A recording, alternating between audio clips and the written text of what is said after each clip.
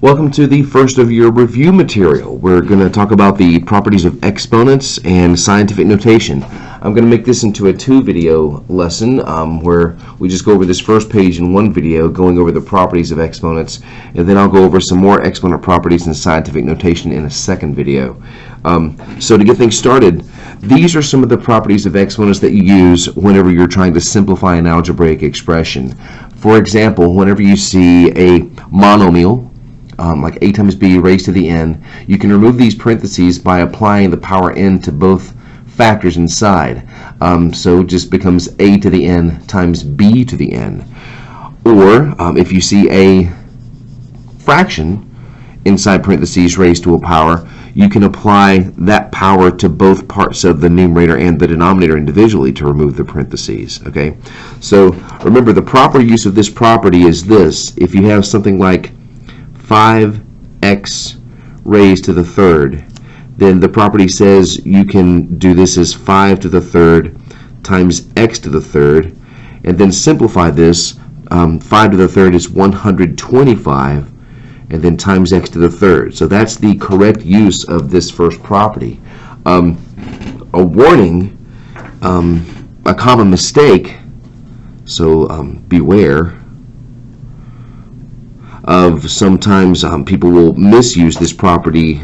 For example, in this case, if you have 5 plus x to the third, this does not apply with this property. You cannot make this 5 to the third plus x to the third. That's an example of bad algebra, so be careful about that.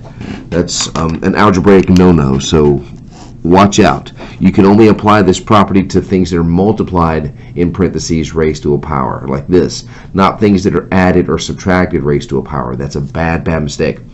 Another property of exponents that you'll see is if you have a power raised to a power, then you're going to remove these parentheses by just multiplying the powers together. So if you have x squared raised to the third, then you would make that x to the 2 times 3 sixth. Okay? Some people confuse this property with the next one. If you multiply like bases with different exponents, as long as the bases are the same, you add the exponents. So this would be an example of like x squared times x to the third. That will become x to the 2 plus 3, x to the fifth. So watch out for the potential confusion between these two properties here, where you raise a power to a power by multiplying versus when you multiply like bases by adding the exponents. And then if you ever see a negative exponent, until you have a teacher that tells you otherwise, you should try to remove the negative exponent by using one of these two properties. If you see a base raised to a negative power, and technically it's in its own numerator, then you can bring the base to the bottom side of the fraction, and that causes the exponent to go positive. Similarly, if you see a negative exponent on a base in the denominator of a fraction, you can bring the base to the top of the fraction, technically like this, and that changes the exponent to positive. So these are a few of the exponent properties that we'll be using with these first few examples, just to kind of get the gears turning and make sure you remember these properties correctly. So you're asked to simplify a few expressions here. The first one has a monomial. It has 3 factors inside: 2, a to the third, b to the fifth. That's the full monomial raised to the power 4. So we're using pretty much a combination of these first two properties right here. To remove the parentheses, remember every factor inside gets raised to the 4th. So that will become 2 raised to the 4th. A to the third is raised to the 4th, so I'm going to first write that as a to the third raised to the 4th. And remember, these are all multiplied together. And then b to the 5th raised to the 4th, I'll write as b to the 5th raised to the 4th. Okay? So that takes care of this first property up here, where you have factors raised to a power. Apply the exponent to every factor inside. Then next you'll want to obviously evaluate 2 to the 4th, which is going to be 16. And then here you can take advantage of the second property. You have a power raised to a power, so you multiply the exponents. So this should properly become a to the 12th, and this should properly become b to the 20th. So when all the parentheses are removed and the properties are applied correctly, this is what you should finally simplify that expression to. 16 a to the 12th times b to the 20th. Here's an example of multiplying two monomials together. So when you're doing that, you're going to want to use pretty much this property right here for the variables. You're multiplying the -5 and the 4 to get a -20. But then with the variables, you have to use this property of exponents right here. X squared times x to the first. Don't forget there's an invisible number 1 there. You're going to multiply those x's by adding the exponents to give you x to the third. And then y to the sixth times y to the fourth. Again, like bases of y, different exponents cause you to add them to become y to the 10th. And that's the complete simplification of that product. Okay. Dealing with some division and with some negative exponents, to simplify something like this, you want to go one grouping at a time. You've got the numbers 80 and 16, 80 in the numerator, 16 denominator. You've got some powers of x in the numerator and the denominator, and some powers of y in the numerator and denominator. So what you're going to want to do there is, just to make sure that you're simplifying things correctly, just go one grouping at a time. Since this is proper division, 80 over 16 will cause that to cancel. 16 goes into 80 5 times. So that means when I start to simplify this result, I know I'm going to have a 5 left in the numerator because of just the regular numerical division there. Now when you have variables with division, you're going to use sort of the inverse of this property here. Multiplication causes you to add the exponents, but division causes you to subtract the exponents.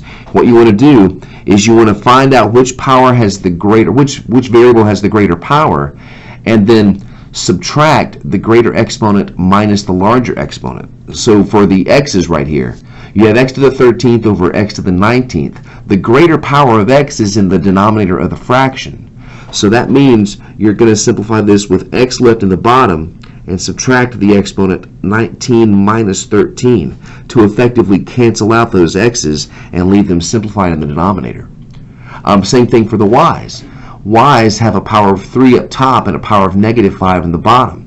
But keep in mind, even though this exponent is negative, the rule for division with variables is to subtract their exponents. So the greater exponent for y is up top, since 3 is greater than -5, so that means my power of y will be left up top, greater exponent 3 minus -5.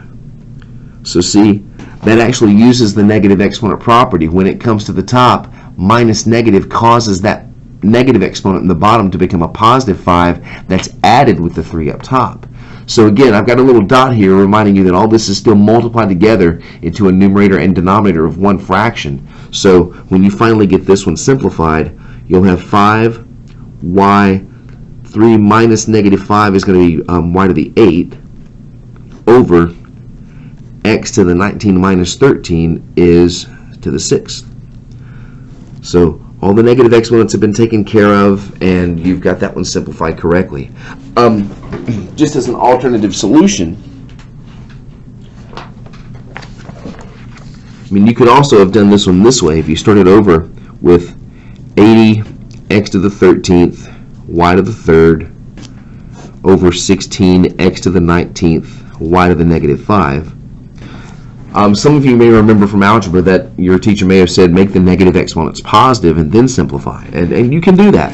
You could go ahead and actually rewrite the problem as 80 x to the 13, y to the 3, but then the y to the -5 is a factor in the bottom. You can bring it up top, so it'll become times y to the +5, and that leaves you with just 16 x to the 19 in the bottom.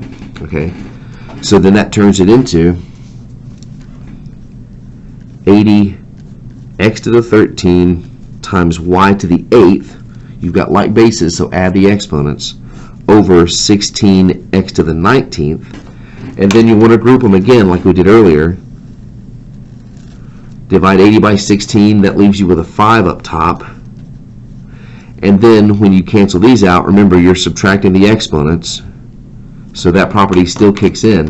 So another way of doing it, just still gets the same answer, because mathematics has to be consistent, but this would actually lead to just 5 and then y to the 8th left up top, because this x to the 13th subtracts from x to the 19th in the bottom, and then leaves you with x to the 6th when you subtract those exponents. So you still get the same answer. It's just, some people may recall things in different ways. So I wanted to make sure you kind of are recalling things correctly. For this next one, you've got a monomial fraction raised to a negative power. So another couple of ways you could do this. One way is to apply this negative 2 exponent to every factor inside, which would look like this. 8 raised to the negative 2 times a raised to the negative 2 over b to the 3rd raised to the negative 2. And see, every factor here has an outer exponent that's negative, so that means every factor here needs to go to the opposite side of the fraction that it's on. So if you properly flip everything, now be careful with this, the 8 to the negative 2, that negative 2 applies to this 8, so that means it can come to the bottom and become 8 squared. The a to the negative 2, a comes to the bottom to become a to the positive 2. Now, when you flip this one, b to the 3 raised to the negative 2, that negative exponent causes the b to the 3rd to come up to the top. So see, the exponent on the 3 doesn't change because it's nested in the parentheses. The only exponent that changes here is the negative 2 goes to positive 2 because you brought the entire parenthetical base up to the top. Then, to simplify it further, you have b to the 3rd squared becomes b to the 6th up top. 8 squared becomes 64, and then a squared is already simplified. So that's one way of doing this, but another handy thing about having a grouping like this raised to a negative power is, and some of you may also recall this from algebra, is if you see a fraction raised to a negative power, one really handy shortcut is to take into effect that this is going to happen. That negative 2 applies to every factor inside, so you could go ahead and actually just flip the fraction that's in the parentheses to begin with. Make it b to the 3 up top over 8a in the bottom, and then that effectively changes the negative 2 exponent on the outside to a positive 2. So that's a very handy shortcut you might want to take advantage of. And then when you go through and simplify it the rest of the way, b to the 3rd squared, raising a power to a power, that causes you to multiply the exponents. 8 squared becomes 64, and a squared finishes it off. So you still get the same answer. Like I said earlier, mathematics has to be consistent. So just if you recall those shortcuts like that, feel free to take advantage of them. Okay?